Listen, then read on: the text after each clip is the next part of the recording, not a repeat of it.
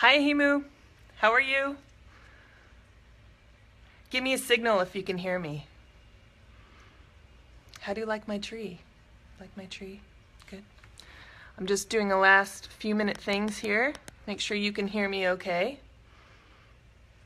Thank you for joining.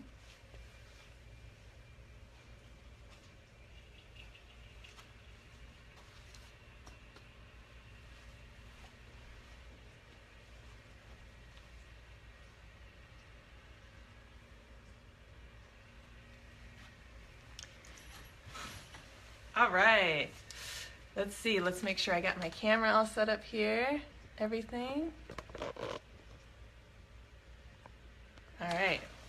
Thank you everyone for joining me. I am Jessica Payne. Welcome to this is like my first Facebook live chat, and I'm gonna wing it, and it's gonna be so much fun. It's in response to a blog post I had. So I always start my videos with some house rules. There are tons of hummingbirds outside my window right now, so my cat is going crazy running around. So, you know, Lady always likes to make an appearance. I'm sure she will. If she's not climbing my Christmas tree, she'll be trying to eat my phone. So we're gonna wing it. We also have a gardener next door. So you will sample the delights that are Los Angeles leaf blowers during this Facebook live chat. But if you know me, you know I like to just keep it cash. So why not? Let's bring in all the ambience. Let me know on the chat if you can't hear me. I generally have great quality on my audio, but you know, of course, I want to make sure that you can hear me. So let's kick it off. And again, thank you so much for joining me. My name is Jessica Payne. Welcome to my humble page. This is How to Take Your Power Back by Christmas Eve. And you know, whether you celebrate Christmas or not, I decided to use that date as a nice marker because the feedback that I've gotten and what I've been experiencing right now is we're kind of all in a state of overwhelm as we try to finish our work. We go out on vacation. We're trying to manage our supervisors, manage our employees, manage our own sanity, and oh, by the way, then there's family and holidays coming up. So in between the craziness of trying to stay on top of our own lives and prepare for, you know, the inevitable gathering and the shopping and everything that comes with the holidays, I wanted to remind us all that it's so easy for us to give our power away this time of year. I think we just kind of do it because it's the holidays. But these are 3 tips that I thought I'd discuss with you today because I am a notorious card-carrying member of the Yes, I'll Do It Club. And I still struggle with giving away my power too much. And so maybe I'll take a step back. What does it mean to give away your power? Well, chances are you know what that feels like on a gut level. Basically, the easiest example is you're at work. And let's say you're totally maxed out, you're totally on capacity, you can't take on anymore. In walks maybe a supervisor or a boss, or maybe it's a colleague who's totally strapped and asks you for the favor. And for whatever reason, you know that you should say no or not right now, but you take it on. And I'll talk a little bit about today why we kind of say yes when we mean no. Again, it's not it's a total it's a projection of my own worst habits. Sometimes doing a favor is nice for people, but sometimes we just say yes when we really should say no. And that's a whole other conversation of how we can say no. But that seems to me to be the example most of us are probably feeling right now, as we are trying to accommodate our bosses, trying to accommodate our clients to finish and just get out the door. What we end up doing is we start our to-do list at the beginning of the morning, or this was me, and then at the end of the day, all I've done is add to the to-do list and check those off, and every single one of those items were not my own. And this translates into maybe you're staying longer at work, or maybe you're taking work home with you, or maybe you're just like totally stressed, even if you do leave work on time because you've got kids, because you've got family obligations, but you feel like you're just like never going to finish that to-do list. So that's an example in work of how we might give our power away. In Another way we give our power away, and I say we because it's me, is there's always that one person in our group of friends who likes to ask for a lot of favors or attention. They sort of demand more attention than others, and there's nothing wrong with that. They're a beautiful person. They're part of our mix. They're part of our friends. They're our friends for a reason. But we all have different personalities. And let's say, every time you get home from hanging out with this person, you might feel a little drained, and you might even think like, wow, we didn't even end up doing anything I wanted to do today. Like, we ended up doing what he wanted to do. And again, there's nothing wrong with it, but that's an example of how you might be giving your power away, where you should, and sometimes it's tough to stand in your own ground and stand up for yourself and make suggestions. And that's something that can happen all around the year. You end up going to brunch where you don't want to go to brunch. You end up making plans with someone that you'd rather just stay home with. But sometimes we just feel obligated, and little things like that add up. And those are classic examples in my life of giving our power away. So I wanted to give you 3 tips. These are rules I follow, again, as a card-carrying member of the Yes Club. So the first one is something that kind of makes me smile and cringe at the same time. And it's, while I get my notes here. Do you like me turning my notebook? The first one is what I just touched on. It's saying yes when we mean no. And how about I tell you why I do it, and maybe you can find some camaraderie in this. And again, the whole idea of this chat is like, take your power back by Christmas, because chances are right now you're saying yes to a lot of things, and sometimes you just need to say yes to certain favors to get them done, but chances are that it's those little moments where you should say no, or where you can maybe ask if there's support around you, so that you don't feel like you're taking on the world, because that leads to overwhelm and anxiety. There's a whole scientific study of why anxiety and stress are peaked this time of year. It's no surprise that people get sick because they travel and they try to burn it all and finish it all before the new year. So a lot of people spend the new year in January actually sick because they're overdoing it right now. So again, this is the purpose of this chat is for me to share with you tips. So the first one is, how can we say, why do we say yes when we mean no? And how can we say no with compassion? Is that a nice way of saying it? Because sometimes you're just like, hell no. And plus, like, there's some people where you just can't say no, like your boss might have a really important thing, like, in your heart you can't say no. It's like the business is at stake. Or you can't say no to your 89-year-old grandmother asking you to get her a glass of water from the kitchen. Like, there are times when you just shouldn't say no, right? But there are many times when you should. So sometimes we feel we're in a situation where saying no will either, and this is me, this is why I might say yes when I should say no. I feel like it might hurt someone's feelings, or it might make us look bad.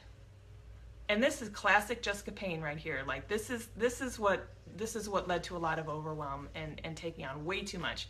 So again, some of the common reasons why I, and maybe you, might say yes when you mean no is when you should say no is when you feel like it might hurt someone's feelings, or it might make you look bad. And depending on whether it's in your personal life or professional life, one might have more sway over the other. And the only thing I can tell you is, as someone who lives in her mind a lot, I have what's called a summer personality. I like to process. I like to make emotional decisions. Sometimes I take longer to make decisions. I just like to feel into everything. Like, some of you might be like, that's way too woo-woo for me, but some of you who might have a similar personality might recognize that. I'm also a classic introvert / ambivert, so there's a lot of quiet and a lot of content. I just have to think about every decision I make. Fine, I know myself. So back to the first situation. When I feel like, I might hurt that person's feelings, or it might make me look bad, I have to remind myself that is an entirely internal thought process. The first one has to do with my own self-esteem. It's like, who cares if I make the person's not going to feel bad if I come to them with compassion and tell them I can't help them, because I'll probably come to them with a solution of how they can still get it done. And B, the one where it might make me look bad is totally my ego. So it's like, again, these are two dialogues that really don't help you make your decision quickly. But sometimes you can get caught up in the whole internal process. Hi, Susan. I just saw you join. Welcome. Welcome to my tree. Welcome to my party. Give me a shout out if you can't hear me. We were just talking about the first reason why I give my power away. Classic case, when I say yes when I mean no. And again, one of the reasons is my own internal dialogue, and maybe the people online can share it. Sometimes I say yes when I mean no because I might feel like I'll hurt the other person's feelings, or it'll make me look bad. So we were just talking about how one is an internal dialogue and the other one is ego-driven. So what's a solution? Okay, so again, this could be a whole other show on how to say no in the workplace. And I, of all people, still struggle with this. Maybe it's one of the reasons why I own my own business, maybe? Because I can have these conversations with myself. So here are some solutions that work for me. Again, it's all about taking your power back by Christmas. As you're looking at the home stretch, vacation is approaching, you're looking at work, you're looking at relationships. You can still say no with compassion. And one of the easiest ways I've found to do this is, again, to get out of my own way, is just to come back with them with a question and say, you've all heard this, does it need to happen right now? Another thing is asking, is there anyone else that can help? And you would be surprised. First, you have to get the courage to do it, because, I used to just never even, I'd just take it on. I'll take it on, I'll do it. I don't like, in my mind, that's conflict, but now I really try to use these scenarios. So again, if someone comes to you with something that you just, you shouldn't take on, whether it's a personal favor or something in the workplace, again, saying yes is going to be just giving away more of your time, giving away more of your power, is to say, is there anyone else who can help? Or, asking if you can, does it need to happen right now? And again, you'd be surprised at how many people actually say no. Another thing that helps me is to try to find the source of the ask. And I say the source of the asker, meaning, this is classic in the workplace too. Sometimes people just get an assignment and they immediately go, geez, how am I going to finish this? Because they're in the same exact situation that they're putting you in. They might have had to say yes, but now they're simply looking for support. You can tell it on their face. This is the exception. Let's say if you work with folks, or there are folks in your personal life that always ask for help when maybe they're lazy or they just like to delegate. This is an exception. Most of us will try to take something on.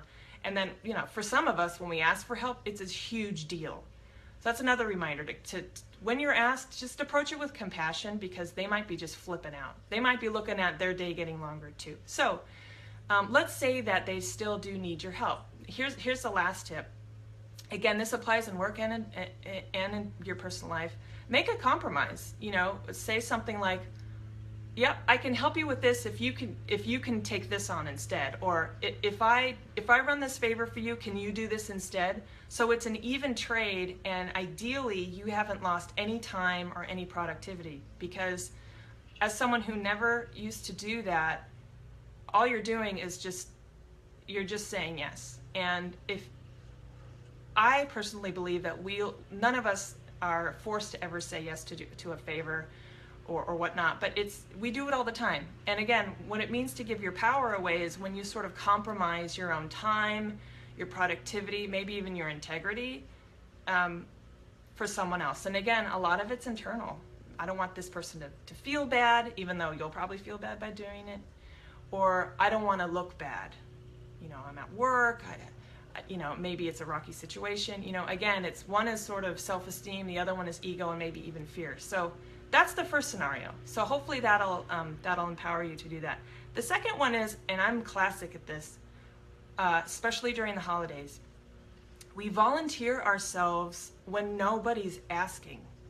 So, and I run on the same two principles as the first rule. Like, sometimes I would volunteer myself because first of all, I feel like, they're subliminally asking me to do it. Like, no, they're not. Like, if no one's asked you to do something, like, take the opportunity to let someone else take it on. And that's really hard, because if you like control like me, sometimes you feel like, well, if I do it, it'll be the best way, or if I do it, it'll get done faster. And we all know, like, that doesn't empower yourself, and it eliminates any possibility of empowering anyone else. If you've ever been in the workplace and you've had interns, you'll know like the best way that they can grow is like actually giving them and trusting them. I always say delegate and trust to do stuff. So, and that was always really hard for me because again, with control, but that's a classic example. So a lot of us are volunteering ourselves to do things right now, taking it on when nobody's asking. So maybe it's doing the school run for a whole week, or maybe it's taking on the most complicated dish to bake for a potluck, or whatnot. And that's fine, but if you did it last year and the last 3 years, maybe it's time to just like take a step back. Like it's hard too, because let's say you are well known for preparing one of the most favorite dishes at a family reunion. I think we all like share this. We all know like that one aunt who does like amazing macaroni and cheese, or like there's always one person who does the turkey at Thanksgiving. Everyone's like, oh, don't make me do it. But it's sort of like, think about that person and the amount of time and the prep that they take. Some of them take pride in it. It's like what they do every year. But for most of us, we're probably thinking, oh geez, am I gonna have to do that? And so we just automatically volunteer for these roles. Maybe you're hosting family at your house for the 6th time. So next year, and you can start the dialogue now, like next year, maybe not volunteer for that. Talk to other people, right? So it's these situations we find ourselves in at the holidays, and we're like, why am I exhausted? Like, what happened to my personal space? And if you kind of walk back from that, you can realize, oh, gee, yeah, I've been volunteering myself to do everything. And the motivation behind that can be purely like, you might be really proud of the quality of what you do, but here's another thing I've learned, because I'm not always aware of how this might affect others. You might hear the gardener again that I talked to you about earlier, leaf blower coming by. So if you can't hear me, let me know, but so far it seems like everyone can hear me. So I lost my train of thought, but basically what you can do is, instead of volunteering yourself to take on everything, like kind of limit it. And, oh, here's what I was gonna say. When you automatically kind of volunteer yourself to take on something, whether it's a project at work that you shouldn't take on because you're at capacity, or maybe in a personal relationship or family obligations, you immediately, you eliminate the opportunity for someone else to maybe raise their hand.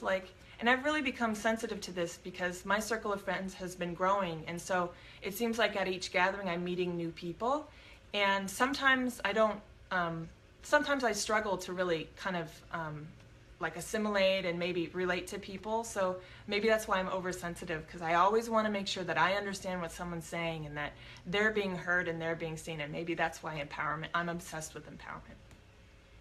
So again, if you're always volunteering for something, maybe someone who wanted to take it on felt like they couldn't. So you're not only taking your power away, but then you're actually taking someone else's power away. So that's rule number 2. I'm glad you can hear me, Susan. You're now going to hear the leaf blower become even closer. We're just going to roll with it here on Facebook Live. So, but if memory serves, he's probably just going to walk by quickly, but we'll see. All right, the third one and the most classic one is, again, as a card-carrying member of someone who gives their power away, is we neglect self-care. And I can repeat this section if you guys can't hear me, but self-care is kind of a buzzword right now, and again, according to the circles you roll in, it might be a little woo-woo, but essentially self-care is exactly that. It's being proactive about taking care of your physical and your mental health.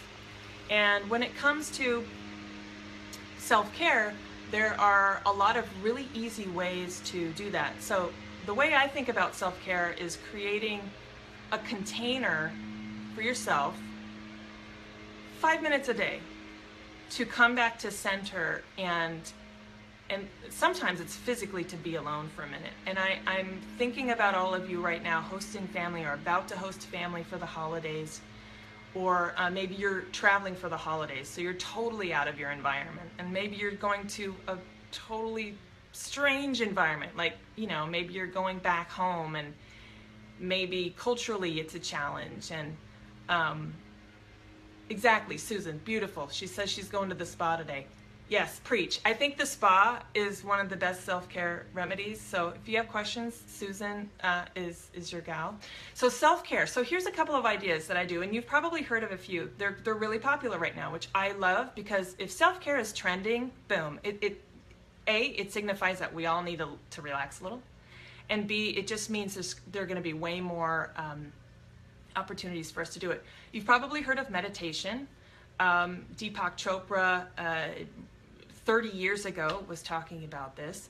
I just went to an event last night where his daughter was talking about how she meditates, and it was beautiful because she said even she finds it difficult to meditate every day.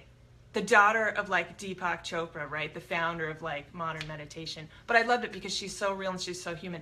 And because she's a busy mom, she's running around. It's the holidays, right? So I loved it because it's like, even she can relate. So meditation is a classic idea. It's really popular for self-care because, again, self-care is just create a container where you can come back to center. And this can only take a minute or two every day, but it's so important. Like, studies have shown that stuff like meditation or yoga is another popular practice of self-care. Going for a run, walking, going to the park with your kids, even binge watching your favorite show on Netflix, although that might be tricky during the holidays. But again, the whole idea is find time that is just for you. Just for you. Sometimes for me, it's taking a walk down to a cafe and getting a really high, fatty, sugary, chocolatey drink for myself, and drinking it, and just like literally just sitting, chilling. So identify what self-care means to you, what makes you recharge, what helps you take a moment, and the beautiful thing about some of these can be done at your desk at work. Breathing exercises can help too, like just close your eyes and for 90 seconds breathe in and breathe out. You'd be surprised, but it's beautiful because the body naturally responds to this. It's beautiful. Like when you exercise, your endorphins are pumping, your blood is pumping, your body likes it. That's why it feels great when you exercise. When you meditate, again, studies have shown like meditation and yoga can actually reduce anxiety. It can really help in terms of mental health and in stress. And so, you know, I picture you right now running around that house full of family, like just find a dark, quiet corner, go out to the backyard, pretend like you're going to go get something from the trunk of the car, sit down 5 minutes, just breathe, center yourself, and you'd be surprised at how well that works. And we neglect self-care, and that's, you know, when we neglect self-care, we're totally kind of eliminating any opportunity for us to like stay congruent. So these are ideas that you can do year-round, but again, my whole point is right now when we're overwhelmed, we're overextended, the first thing to go is probably time we take for ourselves. So like Susan going to the spa, I do a massage every month. Like the beautiful thing about this is you do something little every day, and then if you can, commit to like, I do one thing a month. So for me, it's getting a massage. I have a friend who likes to go get her nails done. Like, you know, guys out there, you know, a friend of mine likes to go and just get his beard trimmed and his hair cut, like just the full-on gentleman, you know, in his prime, in his element. He just wants to be groomed, you know, groomed. And but he loves it because like that's his thing. And I also have other friends who like to go on yoga retreats. So it doesn't have to be that big and grand. Again, taking a walk, going for a run, although I'm not a runner, I'm a walker. I'm an eater too, so, but just watch the sugar intake. So those are 3. So just to review, ways we give our power away. And I'll do a little time check here. Is we say yes when we should say no, and hopefully you got some ideas there. We volunteer ourselves when no one's asking. Classic, like that Jessica Payne. I'll do that till the day I die. I'm just trying to like dial it down a little bit. And then the third one is we neglect self-care. So hopefully this has given you ideas of how you can kind of reclaim a little bit more of your personal space, your mental space, your time, whatnot, and that can help. We had a few questions that I wanted to answer. I wanted to honor those. And for those of you on the chat, if you do have a question about, you know, just, this is totally cash, totally conversation. I'm giving you tips and stuff, but if you have a question about giving our power away either in life and business, that's fine. This whole conversation came about from a blog post I wrote, which was sparked by a conversation I had. It was all about authenticity. And if you go to my website and look at my brand, it's all about authenticity. And for me, it was all about, this increasing feeling of overwhelm as I approached the holidays. It's like, why do I need to feel like this again?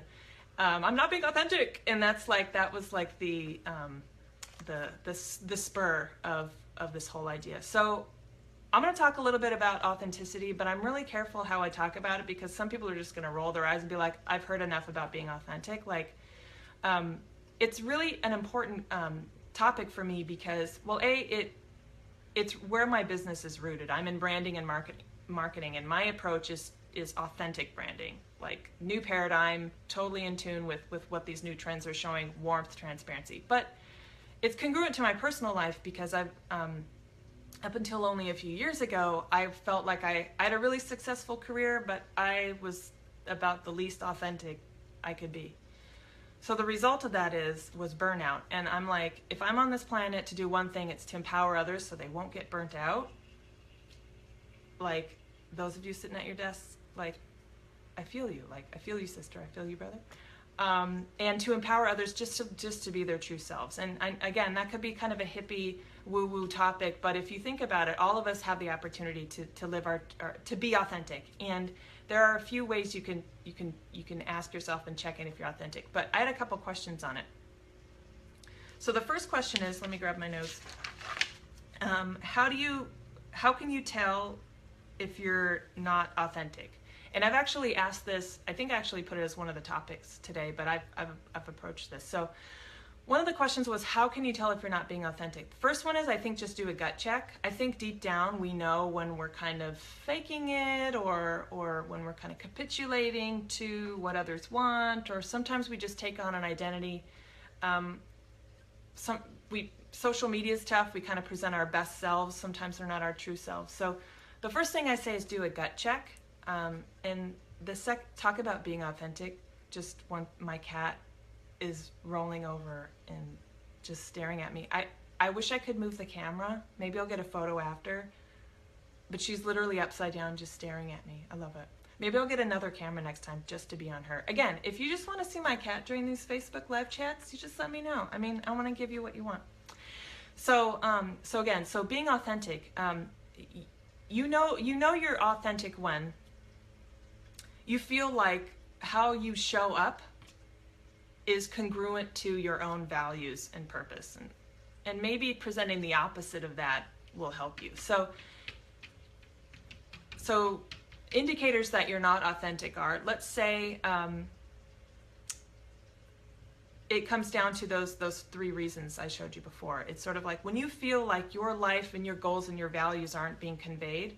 Simple things like if you value your alone time, yet you're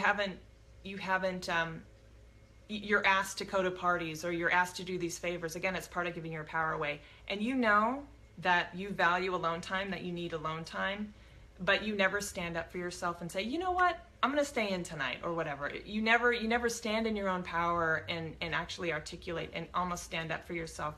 That's a classic case of how we all can kind of not be authentic.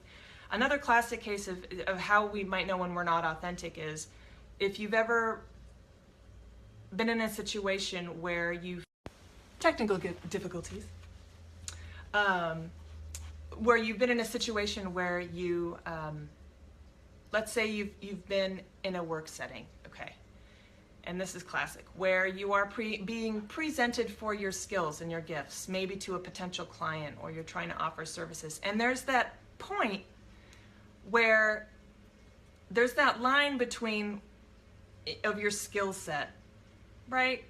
Where either your boss is presenting you as something, maybe in the pursuit of new business, or maybe you're in that situation where you should say, actually, I don't provide that service, or actually, that's not really in my wheelhouse. We all get there, and especially as people who run our own businesses, sometimes it's easy for us to say, I don't technically do that, but I could probably figure it out. And I think in our personal lives we do this too. Maybe you're dating someone. You're sitting down for coffee and you're having this conversation, and there's sort of a red flag that goes up. You're like, I probably should ask about that. But you don't. Or you feel like you're asked a question and you kind of don't answer truthfully. It could be about, smoking habits, drinking habits, maybe you want kids and the other person doesn't want kids. Like, this stuff gets real. But you'd be surprised at like how at that time when you need to be authentic and stand in your own power and say, actually I want kids, or actually I've been sober for 23 years. You know, it's sort of like, there are these moments where we can kind of just look away and say, I probably should have stood in my own self and spoke my truth and done that. Back to the workplace scenario. I'm only bringing this up because I face it a lot. And lately, the more you know, integrity-wise, like what it feels like to be authentic, the easier it is. And I think this goes back into that place of like when to say no. You know, and when you're starting a new business, there's a tremendous amount of pressure to just take on any business, and which is great. You know that leads to financial success eventually, but you can find yourself quickly in a scenario where you're totally out of your element, and you never want to do that, because what you've done, again, you've compromised the quality of your work in the pursuit of new business. We all do it. You know, I don't do it I don't do it anymore. But it's easy to have that slip where you're like, yeah, I don't offer that anymore. I don't do it. And it can be innocent as well. Let's say your business is prospering and you've shifted. Now you offer maybe new different goods and services that you did before. You've outgrown what you used to sell, frankly. But let's say you have people coming to you asking for your help. Well, that's a situation too where you should really be authentic. The old you would have been like, yeah, great, let's get started. But the new you have to set these boundaries and stick to your guns and say, actually, I no longer provide that service. Let me refer you to someone who does. And that takes a lot of discipline, because you know, and it really, if you're coming from a place of authenticity and being congruent with yourself, that decision is easy to make. But if you're coming from a place of ego or maybe it's a tough year and you need the business, that can be a really tough situation to be in. I've been there where you're like, I promised myself I wouldn't take on this kind of business anymore, but it's a great project, you know, it could really. So I'm here to say we're all human, like we do it, but that's an example of where not being authentic to ourselves, you can actually find yourself in some really tricky situations, and sometimes it can actually compromise the quality of your work or even the quality of your relationship. That is such a long-winded answer to like, how do you know when you're being authentic? And I flipped it to how do you know when you're not being authentic? But hopefully that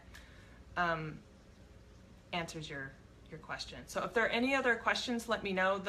I got about 4 or 5 questions asking that specifically. So I want to make sure that I honor that time. And if people want me to go kind of deeper into that, I can. Oh, someone else is asking what is another example of self-care? And they're saying, okay, and they're saying something about exercise. Okay, so here are my thoughts on exercise. It's really easy for us, especially this time of year. I'm glad you brought that up about exercise. Okay, so there's so much pressure right now to be like, new body, new you, feel great.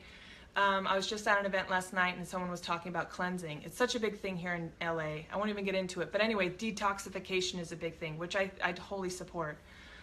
But what can end up happening is, you know, we all buy that gym membership and all of a sudden we just plunge ourselves into exercising, and probably to excess.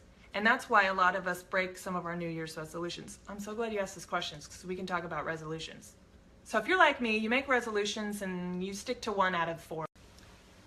People are just calling my phone, it's cool. Technical difficulties. But so we make a lot of promises this time of year to in hopes to transform ourselves. So the genesis of that idea I love, because we all want to evolve. But there's also this tremendous amount of pressure. You see that this right before spring break and summer too, when people need to get the bikini body and whatever. Like, if you know me, I don't have bikini body. Like, I never will, and I'm not a runner. So the thing about exercise is it can be self-care, but here's the thing: make sure you enjoy it. Like, don't make it a chore. I heard last night at this great event, and I agree with it. It's sort of like, try to fold exercise into your daily life so that doing it is not such a Herculean like feat.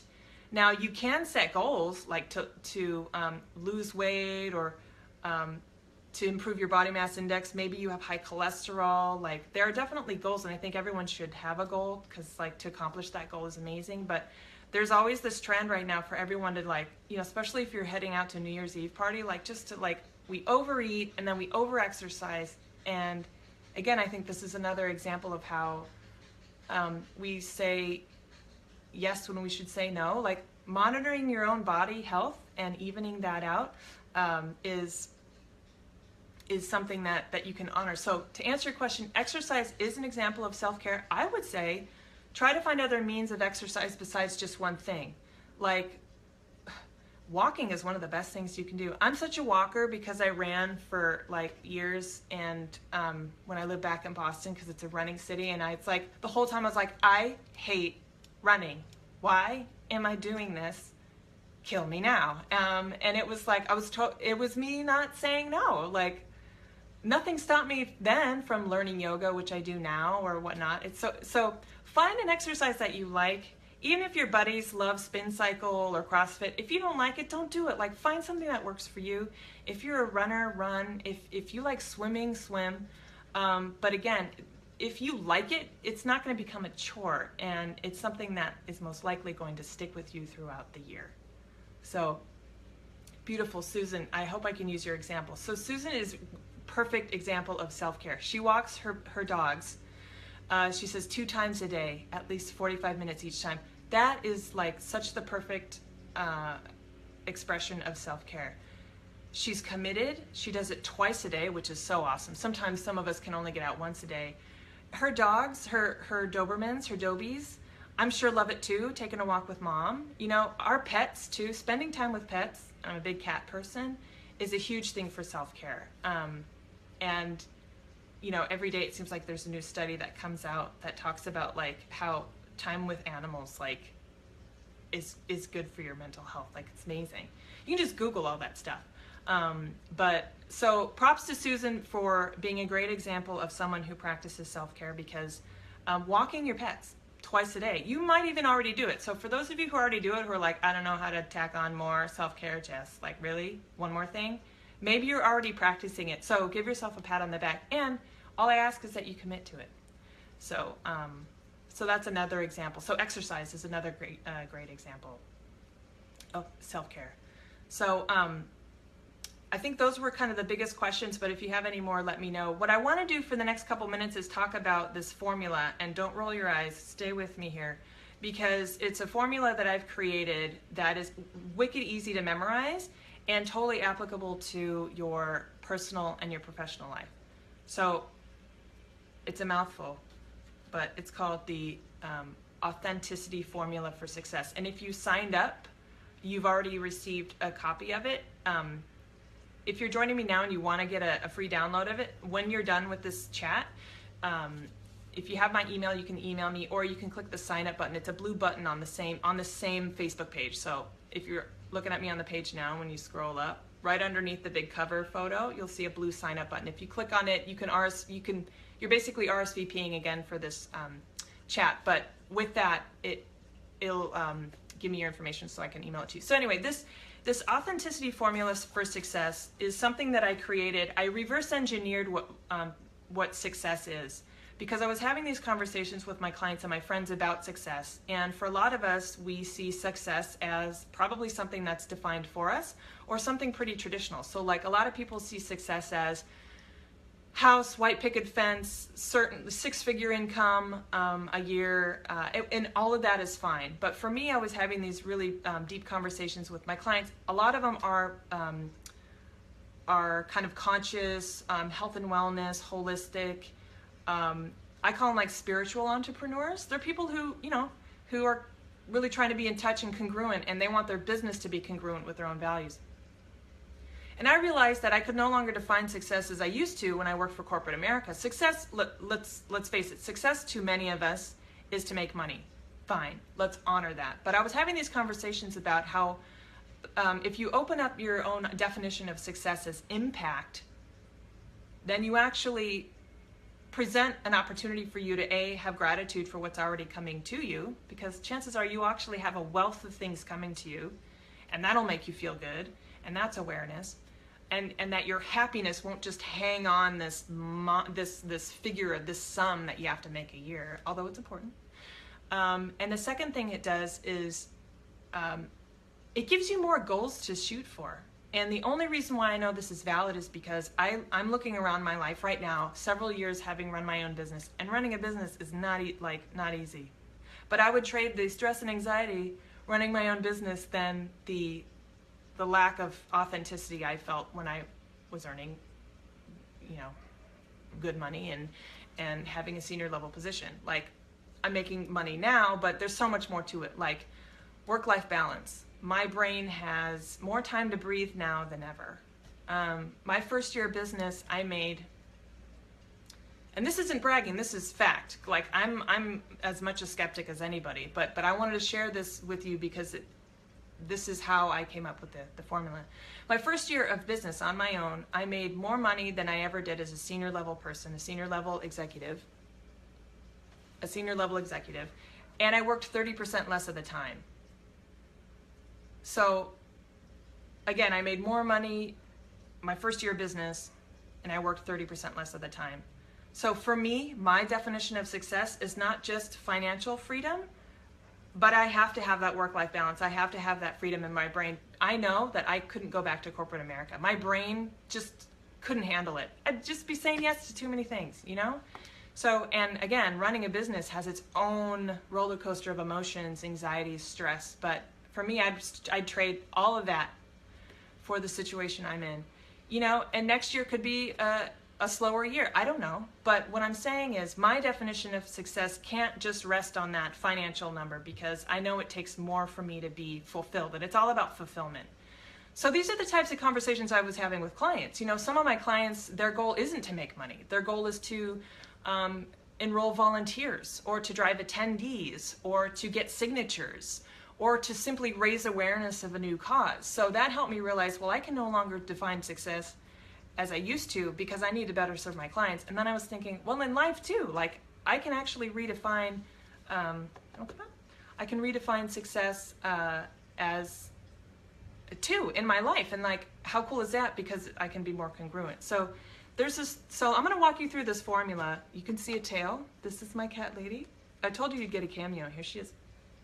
I'm going to walk you through this formula, just really top line, because I think you can memorize it easily, and you can start applying it today, like right now, to help you redefine success in your life, but also to, I think it can help empower you as you're on this train to take your power back. All right, so bear with me. So for the purpose of this, no need to take notes.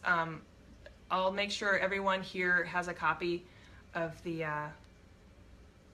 formula, whatnot. Let me just punch it up here. All right. I have a cat licking my hand while I'm on my iPad. It's very organic.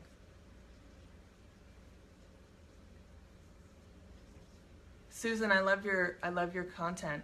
I should just do like a double broadcast with Susan. Susan, maybe you can come over to my house next time. We can just chill. Or I can go over, we can chill with your dobies, we can do a broadcast, or like you come over here and hang out with Lady and me. With your permission, Susan, I'm going to read it because I know others can too. Susan says she made a lot of money in the film business for over 30 years, and she was very successful, but she had no me time. So I left my career so I could tune in to what really makes me happy. So you guys, and I know a lot of you from my social circles, you know Susan, so it's like we get it. But for those of you who don't, Susan is a kindred spirit. I mean, it's, a high-flying, very accomplished person in the entertainment business, the most humble,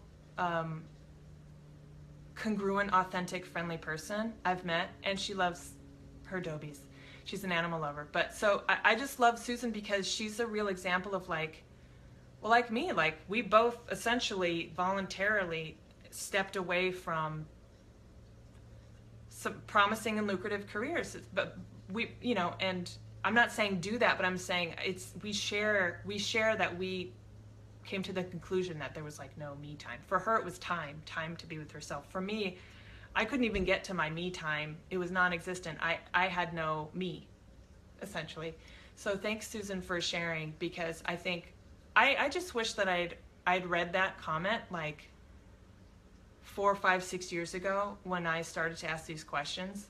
I'm really good at ignoring and suppressing, which is why now I'm like flipping it and trying to just be like, hopefully preach to people to ask these questions. But thank you, Susan, for sharing that, because it's like, it's one thing for me to share my story, but it's like, guys, like, and maybe that's what this Facebook group turns into. It's like, let's have tea and let's talk about empowerment, because I think it's so important. It sounds like I'm having a little bit of feed issues. Let me know. Thanks for flagging that. If I do, let me know. It might have been because I fired up my my iPad. So let me know. Let me see if I can actually go old school. Bear with me 1 second.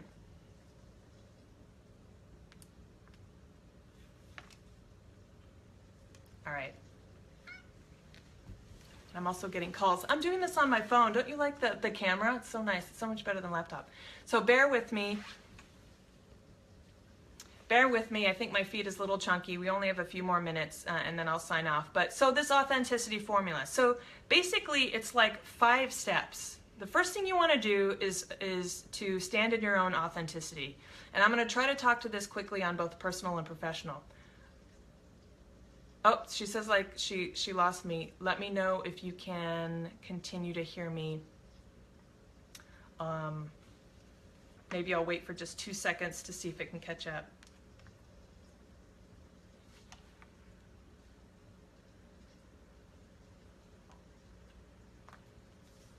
I'm gonna wait just 2 seconds here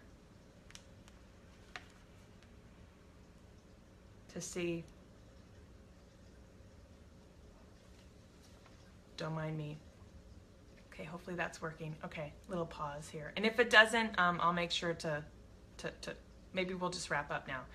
All right, so the authenticity formula has 4 steps and then it leads to results. So there's 5 steps in total. So if you work back from success, which is what I did, I reverse engineered what success as impact meant so that my clients could follow these steps to create success for their businesses, or in their personal lives, follow these steps to be successful, and however they define that in their personal lives. So the first step is authenticity. It's own your authenticity. We talked about it already. Stand your ground. The first thing you can do is take back some of your power in these conscious decisions we talked about earlier. You can't, in business, it's about starting with your own story, your authenticity, not being scared to be yourself and bring yourself into your business. In life, it's the same thing, only it's not your business. It's never be afraid to speak your truth and come from being congruent. So own your authenticity. The second step is to simplify your story. And for businesses, there's a whole marketing paradigm that comes with it. But and the data that shows that there are more millennials in the U.S. than boomers, and one thing they value most is transparency and authenticity. That's the way businesses are going. So in a business standpoint, simplifying your story allows you to create connections sooner. That's all I'll say about business. There's more information on the actual, the download sheet you'll get. In life, simplify your story too. Speak your truth. Commit to it. Be clear on who you are. And I'm not just saying that as like, just be authentic, speak your truth. It's more like a lot of self-work goes into this, like, and I'm on my own journey for it. But step 2 in it is like, if you're authentic and you speak your truth, again, there's a cadence to how this goes. Simplify your story. And that could mean get rid of all that excess baggage and all that noise in your life. Simplify your life, simplify your story, bring it down to the things that matter. And this is self-care. Take time to do what you want, and just like find that inner circle of trust. It's just kind of like scale everything down so that you can just be really, really focused and spending your time and your effort and your money and your passion on things you care about. More time with family, really investing yourself into a beautiful new relationship or whatnot, fostering what really, really matters. Simplify your story. That's step 2. Step 3 is to connect through emotion. Again, in a business standpoint, connecting through emotion is really it basically turns small brands into big brands. It turns, that's why things go viral. A great fact is that one of my most favorite facts on when it comes to social media is social media is its own animal, but it can be very, very revealing about the human emotion and human behavior. We all know this from the election, right? But surprisingly, here's a great fact. Did you know that when it comes to content, things we engage with on social media, news stories, articles, posts, we engage more with content that has a positive emotion, believe it or not. I know, we're thinking back to this past year. Believe it or not, we actually choose to engage more with positive content, things that surprise and delight us, things that are funny, things that create awe. We engage with that way more than we do with negative or fear-based or hate. So think about that. Think about the visceral reaction we're all having to this really toxic news environment, all of this stuff that's going around the internet right now. Think how powerful that is and how we engage. But acknowledge how powerful it is knowing that positive emotion, positive content, positive engagement, we choose still as humans to engage with that more. Isn't that interesting? So that's why, I think cats, videos and photos about cats make up like a third of internet content. It's crazy, but it's true because we all like furry animals, right? Like we all watch those dog videos. Maybe you're watching one right now while you have me up talking in your ear. So that's on a business sense. Connecting with emotion makes perfect sense in our personal lives too. Think about your most valued relationship. It's probably based on a connection. It's probably based on authenticity, clear communication. Both parties kind of know who they are. Think about your closest and most juiciest relationships. It's like you're transparent. Like you know each other. You know each other's stuff. There's trust there, but chances are you connect on a very deep emotional level.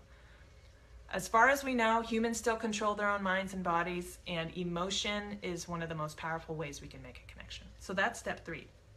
Step 4 is inspire action.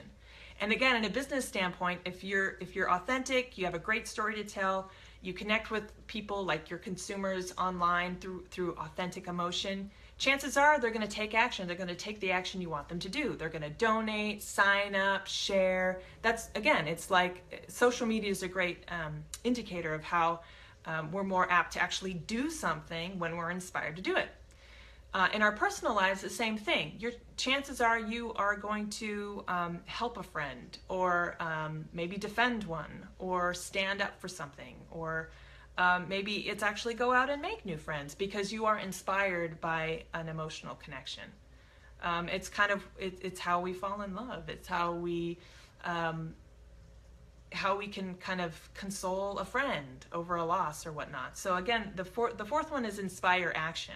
And again, the chain of reaction that goes is the more authentic you are, the more simple, clear your story, the more you can connect through authentic connection and emotion, chances are you're going to inspire some sort of action. Okay? So those are the 4 steps. That's the formula. And the 5th step, or the result, is success. And I say success is impact as you define it. So impact for me in my personal life would be financial freedom, work-life balance, and just time, quiet time to live. For others, it might be a certain 6-7 figure income, island in Tahiti, vacation 3 times a year. For others, it might be, creating a nonprofit out of their passion to save sheltered dogs. Who knows? But what it is success is however you define it. But think about it in terms of impact. And again, when it comes to my clients, a lot of them want financial success, but they also do want to make an impact. So that was the impetus around me creating this formula. That's a mouthful. That's the formula. You can get your free download, but I wanted to convey that to you because hopefully you see the kind of order of operations of it. It sounds like my video froze, which is a bummer because I just walked through the formula. But what I'm going to do is, if any of you want me to explain to you anything that you may have missed, let me know. But I think given the feed is kind of bottoming out at this moment, I think I'll shut it down. But basically, again, the steps for the authenticity formula, which you can get to download, is start with authenticity. And thank you, Susan. You're such a great supporter. So Susan, this recap is for you. if you, the formula for success is first is own your authenticity. The second one is share your story, have a clear story to tell. The third one is create an emotional connection. And the fourth one is inspire action. And taking those 4 steps leads to equals success. And I would say again, success is impact, however you define it. So that can work for you if you run your own business, if you're a working professional, you know, use this formula, like print it out, pin it, keep it handy. This is like your mantra, and also in your personal life. So, because I feel the two kind of feed the same. So that's my little formula I created because I need math, I need logic. Just to be told to be authentic and be successful made no sense to me. Like I had to reverse engineer, like how am I going to do that? So hopefully following that can be beneficial to you. So it's a topic I'm going to explore more. I'm actually working on a book at the moment to flesh it out even further, and a platform where I actually teach you how to do it. If you're interested in knowing more, definitely follow this page. If you hit the sign up button, I'll then have your email and I'll put you onto my my newsletter list. You can also visit my website at jessicapayne.us. And right at the, once you jump into the homepage, there's a contact button. Just hit the contact button and sign up for my newsletter there. So those are 3 ways you can do it. And I'll keep you guys posted on the book.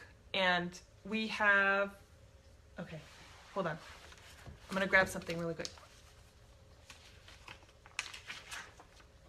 Okay, so I have a winner. I don't know if you knew, but so I promised that I would be doing a little grand prize. Is this, okay. So I have the name, and the person who wins this prize actually gets basically when my book comes out, my ebook comes out, it's going to come out in January. You've now won it, and it's going to be about this authenticity formula. It's going to be about success and empowerment. And so the winner, because you RSVP'd, is Maggie Habib, if you're watching. So congratulations, Maggie, you won the book. If I do more chats, I'm gonna do this grand prize winner too. So Maggie, thank you for formally RSVPing along with all the many others to win your copy of the book. You get it when it comes out, complimentary of myself. If you're interested in the book, again, just sign up, keep in touch. I'm gonna start to send newsletters and stuff out to keep people posted. So congratulations, Maggie. Thank you everyone for joining me. This was like my first Facebook Live chat. And I think it went well. I think you never know, like with the Facebook feed, but I'm hoping to do more of these. And again, this whole thing was sparked to the fact that like we're all overwhelmed, we're all overworked right now. So my advice to you is like, you know, brother, sister, like take a deep breath. Maybe today, for the next 5 minutes, practice one of those like self-care things. Take a walk, get a coffee, take a moment, find a quiet space. Or be like Susan, get ready to walk your babies tonight. And I think I'm gonna play with my cat because she's been staring at me for 59 minutes, which means I need to like feed her or something. So thank you everyone for joining me. Any questions for future chats, let me know and we'll be in touch. Have a great holiday. Take care of yourselves, live authentically, and I'll see you soon. Bye.